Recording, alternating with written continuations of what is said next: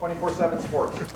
Ryan, I know things can change based on the circumstances, but right now is the plan to redshirt Evan Pryor and Kyle McCord if possible? I think they've only played in 4 games. Right. Yeah, we'll see. I mean, we still have a lot of football left, like you said, but if we can, we would like to, but you just never know what's going to happen here. Still a lot of big games ahead of us. How much of a, not just with those guys, but every year, how much of a balancing act is that? You didn't have to worry about it last year, but just how much of a balancing act is that, trying to preserve that year of eligibility, but also doing what's best for your team this year? Yeah, I mean, you just have conversations and you try to figure that stuff out. But, the good news is some of these guys are actually able to play some games and still redshirt, which is a great thing. How many guys are actually planning on playing for 5 years, and that's up to the individual. But, certainly this time of year, things like that do come up. I think we're asking enough questions, so I do have one more. Master Teague, how is he feeling? Do you think he's going to practice today, and just how's he doing overall? Okay, he's doing okay. It's kind of day-to-day right now. Right next door, Joey Kaufman, Columbus Dispatch. Ryan, your senior day honorees got announced, and there's some guys who are like juniors in terms of eligibility, Nick Petit for Master Teague, and then there's some seniors who are also on the list, like Taraja Mitchell. I guess, can you walk us through kind of like the list a little bit? Yeah, no, we just, anybody who's, considered a senior, whether it's eligibility wise, who wants to go ahead and walk, out on that before the game, they get a chance to do that. I don't think most of them made a decision on what their future holds for them, but at the same time, they want to have that opportunity. So if something were to happen, whether go to the NFL or whatever, that they would have an option to do that. So we just kind of leave it up to them. I wouldn't look too far into any of those things. And as far as this week's matchup goes, Kenneth Walker's leads the nation in rushing, really good back. He's kind of known for his patience, and people have talked about that. What do you see as the challenge with stopping him? Was there any kind of like similarity with Mo Ibrahim in the first game? He was a guy who was kind of talked about his patience. Have you faced a back like him? I don't know. You're right. He does have great patience. He's ran the ball just about everybody in the country.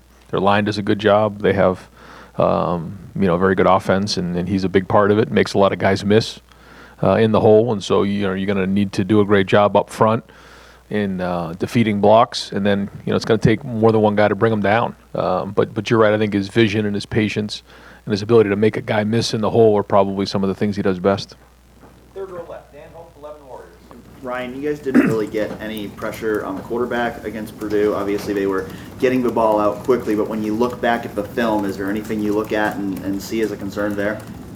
The game kind of turned into a passing game quickly because the score was so lopsided early on, and we jumped up pretty heavily on them, and the ball was coming out quickly, and we were rallying to the ball. But certainly, there's times where we could have tightened up the coverage, and there were other times where we probably could have got to the quarterback faster. So again, there was a lot of things on that film that we learned, especially playing against a more pass-heavy team. Yeah. Hard, in a game like that, you're up 35-7, and then the rest of a game, you kind of have a bigger lead. Like, is it harder to maybe keep the same level of defensive intensity that you would in a closer game? It shouldn't.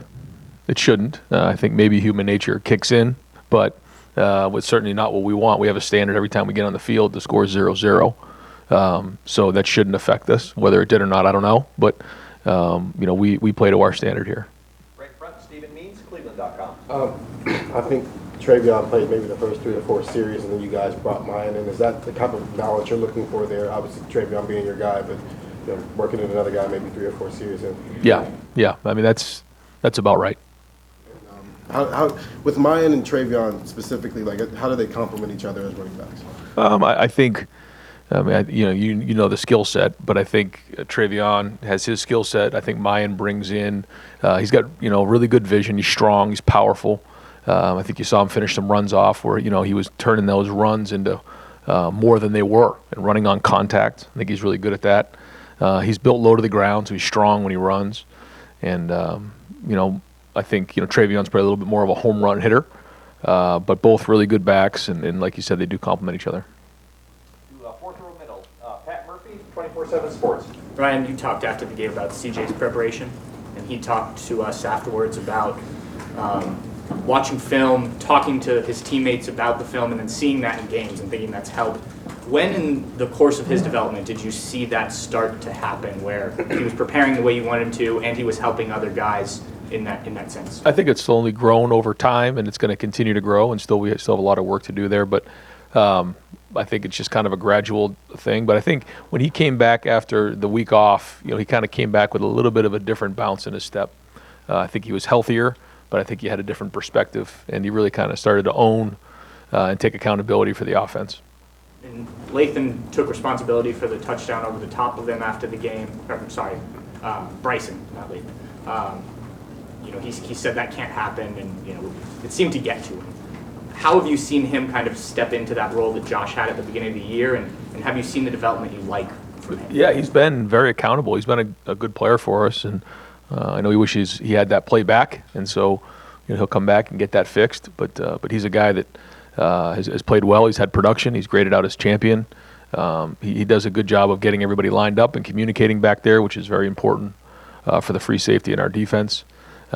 He's got tremendous work ethic. He's a tremendous teammate, and so we all have things we want to get back. So the whole thing is you just don't let them happen again. You get them fixed, and I'm sure he will. Fourth row left, Jacob Bench, the Lantern. Hey Ryan, you got a top 10 showdown coming on Saturday. Just how unique is it that the Big Ten has 3 teams in the top 10, and these games have national implications for not only Big Ten title stakes, but like CFP stakes and stuff like that? How unique is it for the Big Ten? Well, I think that this has been quite a year for the Big Ten, and I think when you look at the second half of the season in the Big Ten, there's been some unbelievable games. There's been some really good matchups, and it's week in and week out. I mean, I think you're finding who can sustain in November. There's no weeks off. We had our bye week after week 6, and I think most of the teams in the conference did as well. But then after that, I mean, it's all conference games. You're talking 9 of them, and we got very good teams from top to bottom. So you have to bring it week in and week out, and I think that's the challenge right now. And you're seeing some really good teams in the league, and it's obviously a lot stronger this year than maybe the last couple. Going back to Master and Lion, speaking about the stretch run, is the plan to kind of split the carries to keep them both fresh down the stretch run, or how do you kind of envision that going forward for those? No, at this point, we're trying to win the games. This is you win, you move on. If you don't, you're done. So, I mean, that's the mindset. We're trying to win a championship here, and so at this point, it's you got to go play the best guys that gives you the best chance to win. Front row middle, Bill Rabinowitz, Columbus Dispatch. Ryan, presumably you will be on the sidelines this year against Michigan State, unlike last year. How hard was that? And can you you allow yourself to savor at least having a normal season, and even with all the pressure, things are kind of back to normal. You've got a team that's in the hunt. Right. You just kind of address that. Yeah, I thought about that the other day when I read that there were some outbreaks and things going on across the country, and I thought back on last year and what that was like, having to deal with that, and certainly would never want to go through anything like that again. That week in particular was very difficult, but it was great to see the leaders and our staff really step up and go on the road, and we had a bunch of people down that week. There was some staff members, there was players, so it was a big challenge, but you learned a lot about our character and our culture of this team to go see that happen, and I was proud of that, but it was not easy at all. And it is great, the fans, seeing them in the stands, and every once in a while you take a look up at the stands. At least I do now this year, and when things are going well, you kind of smile because they're enjoying themselves. They're having fun back together again. 100 plus thousand people in the stadium. After a touchdown. I mean, that's what this thing's all about. And to say I haven't enjoyed that wouldn't be true. I mean, it's been great to get back in there, even going on the road and going into hostile environments. I mean, that's one of the reasons why you coach. And Michigan State's had an amazing turnaround with Mel Tucker. Can you kind of address the job that he's done and the challenge that you faced this week? Yeah, very good team. They play with really good energy. I think they're really believing in what Mel's doing up there. He certainly turned that roster quickly over into a championship level roster, and they have really good players, and they played well. They have good scheme, so it's a challenge across the board. Front row right, Austin Ward, Letterman Row. Ryan, I know how highly you guys think of Matt Jones and his ability to come in and be that 6th guy. Is that rotation still more about him, or are those other guys more banged up than maybe we know? It's a little bit of both. We want to play all 6, but there's been some things the last few weeks that have come up. I mean, you know about the DeJuan situation there, and Nick, had a rough week there. He lost a family member, and we've had some guys who've been dinged up. Paris had a couple things here and there, so we just got to move guys around. It's this time of year, and because of the versatility of Paris and Matt and some of our guys, we've been able to do that, and so that's a tribute to them. How have you felt that rotation has worked out, and it seemed like maybe they were more successful with it on Saturday than the previous couple weeks? Well, I thought we played well, and we got to continue to do that. We were clean. We were rocking people off the ball. I thought we got really good movement in the red zone, but we were clean. The combination blocks were clean. The pad level was much better. We played with really good energy. Protection was really good. Karlaftis was a big challenge, and they stepped up to the challenge there. So that's the type of play we need from the offensive line in November in the Big Ten if we're going to continue to play well. Second row left, Bill Landis, The Athletic. Ryan, your first touchdown the other day, you hit the crosser, I think, with Garrett and Jackson on the outside there. Did CJ get you into that based on what he saw, and I guess how much leeway does he have kind of looking at those things and making those decisions? We've been giving him more and more. He changed that play based on what he was seeing and signaled the play, and it was really, really well done. Again, those are the things that people don't see is all the hours that we put in to those type of things, and he did it, and that's why it worked. And there's a lot to it. I told the team that in order to be good this time of year, you have to upgrade yourself every week. And I use the analogy of the iPhone. The iPhone that was around 3 years ago is a little different than the iPhone there is now. It has different capabilities. It's more updated, and you have to continually update yourself week in and week out. And because of that, hopefully the guys understand they have to bring it every week, because the plays that worked 4 weeks ago maybe not work this week, because guys, they go into laboratory and they come up with ways to try to scheme you up. And so you have to continually stay up with, and current with your stuff. And I think he's done a good job of that, and we got to continue to do that again this week. And that point in particular, it did look like they were going to bring some pressure, and then they kind of backed out of it. But CJ saw what he saw, and he made his call, and it still worked. Is there anything to sort of sticking to your guns there, even if what you see is not exactly how it plays out? Exactly right. And that's the biggest thing, is to be indecisive. And we tell them all the time, once you make a decision, be decisive and go make it work, because it's not always going to be perfect. That's not the way the game's played. But as long as everybody's on the same page, we're good. And when you have different tools to get you out of situations, and not everybody can handle that, but he could in that moment. So now he's got to keep building on it. Deep far left, Mark Snyder, Press Pros. Coach, nobody has really talked much about your special teams this year. I guess that's a good thing. It's so hard to play special teams nowadays, but what has gone into it this year? Nothing really is blown up and cost you a lot of yards, and at the same time, people look like they're making really good decisions catching the ball. Yeah, I think Parker Fleming has stepped in and done a very good job up to this point of motivating our guys, putting scheme together, bringing a new kicker, a new punter in. But I think the guys in the special teams are taking a lot of pride. I think we have a really good core of guys on special teams.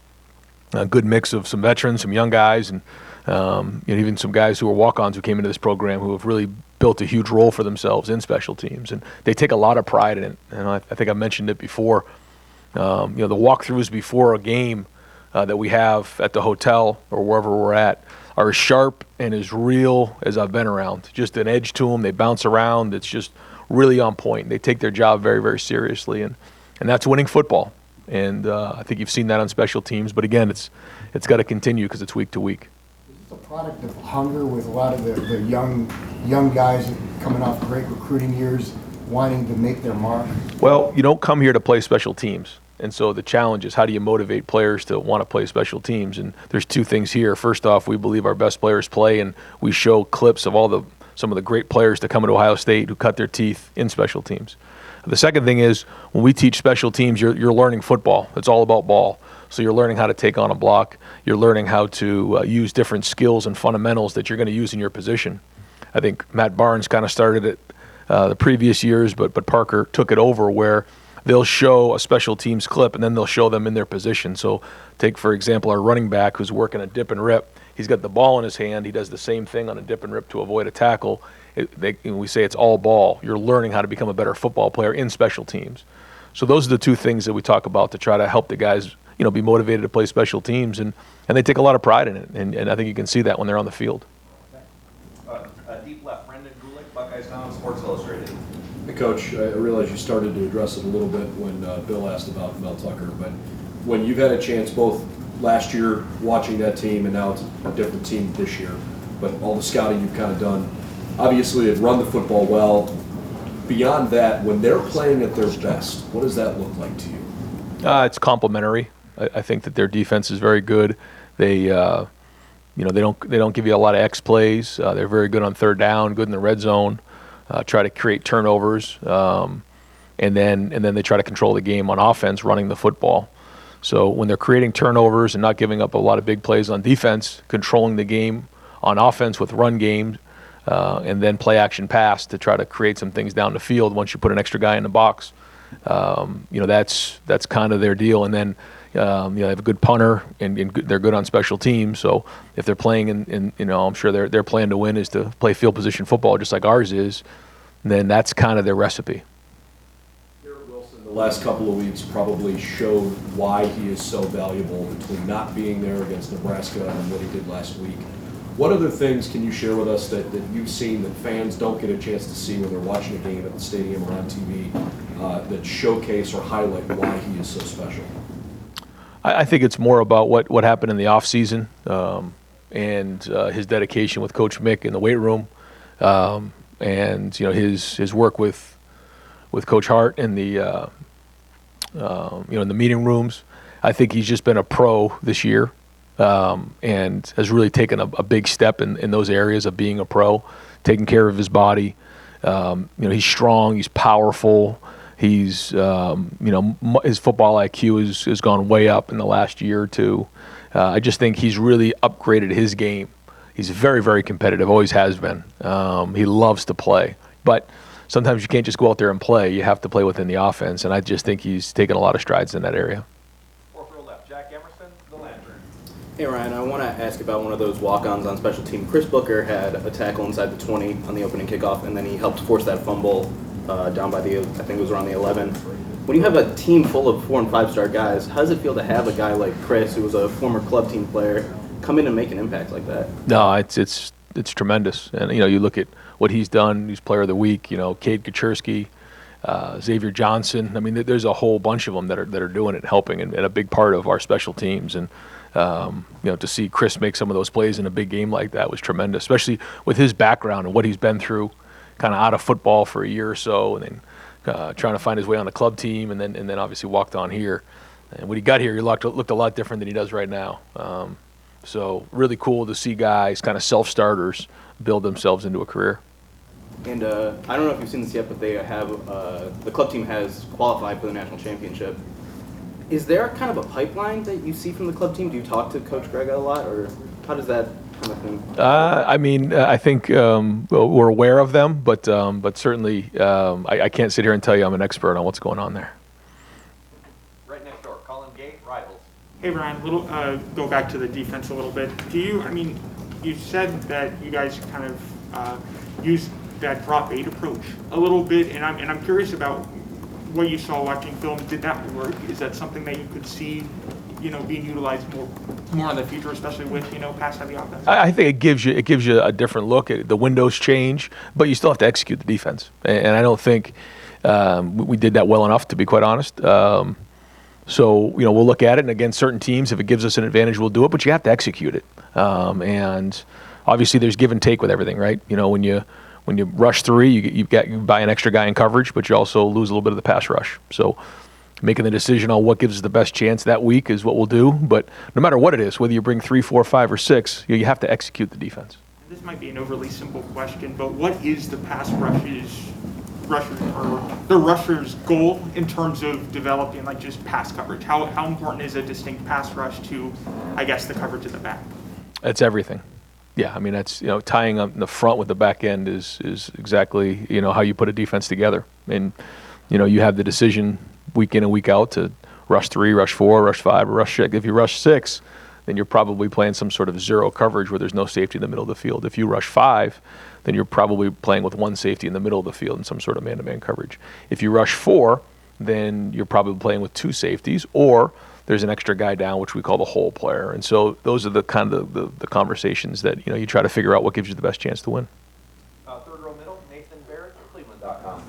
And sticking on the defensive theme, you played 2 really strong rushing teams early on, and then since then, that really hasn't been the strength of, I think, any opponent you've played. Yeah. So how are you kind of assessing, while the defense as a whole has improved, how are you assessing the improvement against the run and where you are right now? Yeah, it's week to week, like you said, because it seems like every week is just a completely different. When you look at Minnesota as compared to, Rutgers or Indiana, Purdue. Now we have Michigan State. Penn State was very different. So week in and week out, it's each team brings in a different set of issues, and all we can do is go off of what we see and do the best we can to put the guys in the best position to be successful. And at the end of the day, it's going to come down to pad level and defeating blocks and a bunch of guys running to the ball.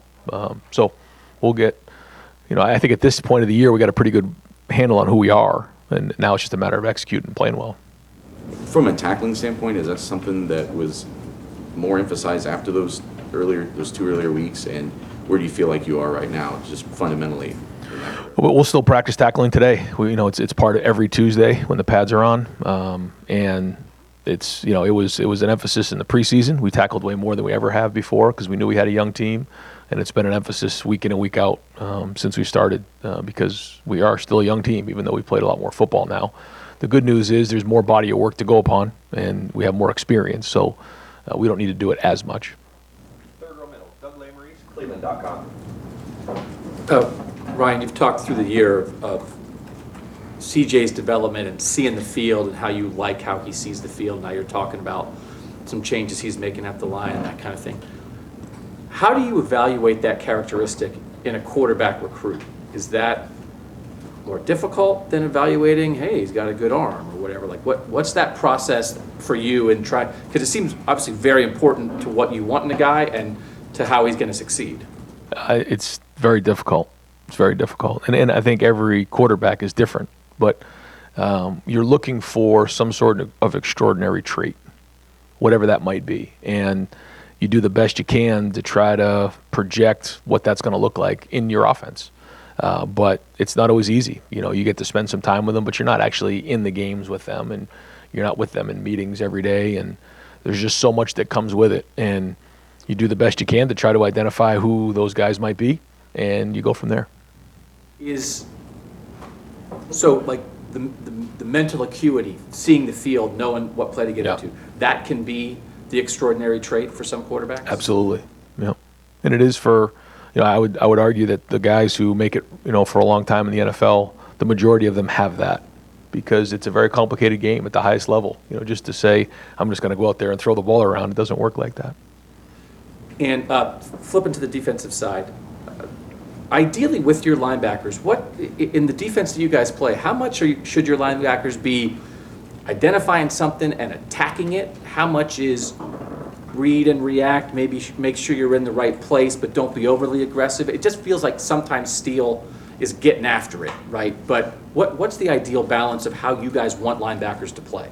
Well, you have your keys, and then you use those keys to identify what to do. And so let's just say you're a defender and you're reading the play side tackle. If the play side tackle pass blocks, typically you need to now react in some sort of a passing mode. But if he's in the run, then you have to get up into the run. And one of the traits, if you're talking about a defensive player, is how quickly can they react? Can they see their keys and then diagnose what they're seeing?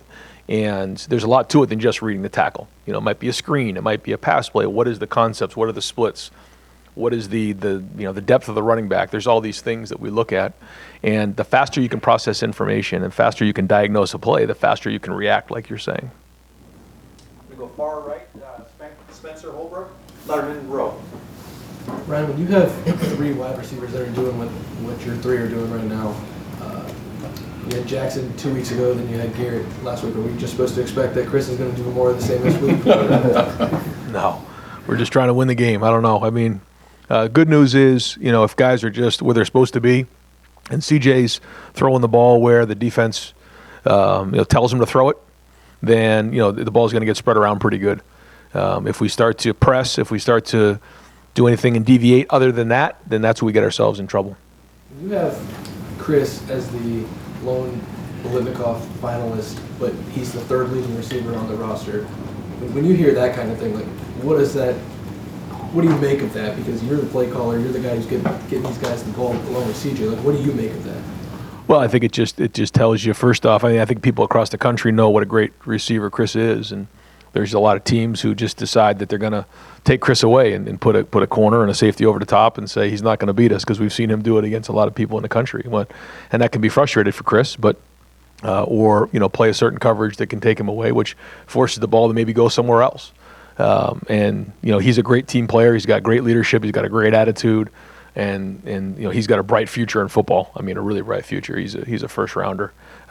So how does that all work out when the dynamics of the team week in and week out? You don't know. It changes. He caught a post for a touchdown that got called back in the game. He catches that. Maybe his numbers look different. You just don't know. It's just kind of how the game shakes out. But he's playing at a high level. He's a great leader and a great captain. We're going to go far left, Olivia Wild, Spectrum 1. Hi, Coach. We're going to transition to senior day. Talk a little bit about the legacy the senior class will be leaving, how they helped this season, their legacy as a whole. Yeah, well, they've been through a lot. They've been through COVID. They've been through, a great run last year, and they've been through a lot this year. And they've grown a lot. A lot of them didn't have a ton of experience going into this year. Some others did. They came back, and so there's a bunch of them in there. But they've won a lot of football games, and like you said, a lot of them have left legacies behind of how others have shown them the way, and how now they're showing some of the younger guys the same way. And I think that's been really strong. I'm very proud of the legacy that they've left our younger players. I think it's real. I think they take a lot of pride in Ohio State, especially at a time where it's a little bit more about me than it is the university and the program. I don't feel that with our team. I think there's a lot of pride in being Buckeyes, and I know that going out in the stadium is going to mean a lot to them. And what are you telling your guys ahead of senior day to pump them up? Does this mean something special to them this week? Talk a little bit about that. I try to talk to them about it during the season. I mentioned it for a while last week. I said, and I just talked to them, don't wait till the last game to lay it all on the field, because, I was there. My last game, it's like, man, I wish I had a couple more games. And so I try to bring it up to them all the time. Like, don't wait till your last game. Like, do it now, because you just never know what's coming, and you certainly don't want any regrets. So this is just another opportunity to get out there. But it also will bring up some emotions. There's been a lot that they've done to get to this point. There's a lot of work, and they need to enjoy the day and take it all in. Have time for just a few more. Over here to the far right, Don Berry, WBNS. Coach, obviously this time of the year, weather can be a factor. The conditions this past Saturday weren't great, cold, there was wind. Yeah. CJ was 31 of 38. I mean, just how impressed were you with the performance given that? Yeah, it wasn't perfect, but we always talk about how you have to handle it better than your opponent. We can't control the weather. Kind of the same situation happened in Indiana, kind of out of the blue. And we're going to have situations like that. It's not going to get any warmer. It's not going to get any brighter out. I know that. So we're going to have to be able to handle it. But we knew that. We talked about in November, these last 6 weeks, there's a lot that comes with that. And typically the tougher team, tougher physically, tougher mentally, and tougher emotionally will win. And so we talked about it. But I thought our guys played tough. And, it was cold and it was windy. But that's football in November in the Big Ten. But for him to be able to throw in those conditions, what did you learn about him then? Yeah, I asked him before the game, I said, can a Cali kid throw the ball in 40-degree weather with 10-mile-an-hour winds? And he said, yeah, no problem, Coach. And he just shrugged it right off. So, it's always good to see. You never know until you see it, but there'll be worse weather coming. How big of a challenge is this Saturday? When you look at these guys, what do you see? Yeah, it's a huge challenge. And it's a challenge because they're very, very good, a top 10 team in the country, playing for a chance to go to Indy. We got everything on the line here. And, both teams have had to bring it every week for a long time. We're in November. So when you add all those things up, it's a giant challenge. Far right, Adam King, WBNS. You talk about the challenge. You said March Madness a lot, heard from the team a lot. How much do you guys focus on the fact that this is a top 10 game? This is the eyes of college football on you. And then how much do you say just treat it like another game? Well, we always say it's always been about us. And so it doesn't matter who we're playing. It's about our preparation and who we are. And if we're playing at our standard, then a lot of good things happen. So that's what we focus on. But at the same time, we have a lot of respect for every team we play. And we knew this 6-game run here at the end of the season, if you don't show up, you're going to get beat. Just the bottom line. And we've tried to own that and bring it every week and be consistent. And that's what greatness is bringing it every week. They don't say you're a great team if you don't bring it every week. And so that's what we got to do. And a big part of that is just having the respect for these teams like we do at Michigan State. Do you guys get excited for having maybe that game that's on the center stage, that top 10 matchup? Do you get fired up for that? Yeah, oh yeah. Yeah, I mean, this is what it's all about, is being in November and, having game day in town and top 10 matchup. I mean, this is why you come to Ohio State. And we'll wrap it up with probably a quickie or two from Tim May, Letterman Row. I don't know if that was a cut or what. What do you think, Ryan? No, you're good. Yeah. When you get ready to present, you and Corey, y'all get ready to present CJ, hey, this is what this team's all about this week. You're facing. How much at this point in the season do you pare things down? I mean, try to keep from overloading, I guess, what he should prepare for. But then number two, to extrapolate where that defense can now go based on what you guys have shown. You know what I mean? Is that the great juggling match at this moment, the information? Absolutely. Yeah, and I think you can really screw guys up, or you cannot give them enough information. I think, how do you process all that information as a coach, but just sift it through and just give them exactly what they need and keep it really, really clean so their eyes are really, really. If you have to reteach something, if you start to give them things to think about that are out of whack, you can confuse a player really fast. And so that's why I take that very, very serious. And one other quickie, promise the last one. Is it a benefit playing Michigan State now 10 games into the year as opposed to playing this team which was totally remade, roster-wise by Mel Tucker over the offseason? Now you have a much more of a sense of what that team is all about when you watch them on video, if you follow my drift there? Yeah, I think we're both different now, and it's just a different challenge. It would have been a different challenge if it was week 3 or 4 of the season. But certainly if it was week 1, we're just a different team now. So, once the schedule came out, you'd have the season to kind of get a feel for who you are and who they are. And that's a different challenge than coming in on the first couple games of the year. And you have the whole off season to kind of change who you are, your personnel, your scheme, your coaching. And but now there's a body of work there to work upon when you're trying to game plan. Can I ask one last quickie? Of Is there a course. point of pride for you and your group that y'all are number 1 in the nation in total offense and number 1 in scoring offense, in scoring? Do you feel like y'all are getting there? I think I think we have confidence, and I think we're proud of that. Yes, but I also think that there's there's an expectation, and that we all have. And you don't just go out there and score X number of points. You take it one play at a time, and you play clean. And a lot of big plays are going to happen. And when we start to focus on that, that's what's important. But really, the thing that happened last week is we had a great week of practice. We had an edge to us. We practiced with purpose. There were guys who wanted to get things right, and because of that, we played that way. And that's what we got to do. And sometimes for 18, 19, 20-year-old guys, that's not always easy. But that's the challenge this week. And if we practice that way on all 3 phases, then we're going to have a better week on Saturday. So, yep, thanks.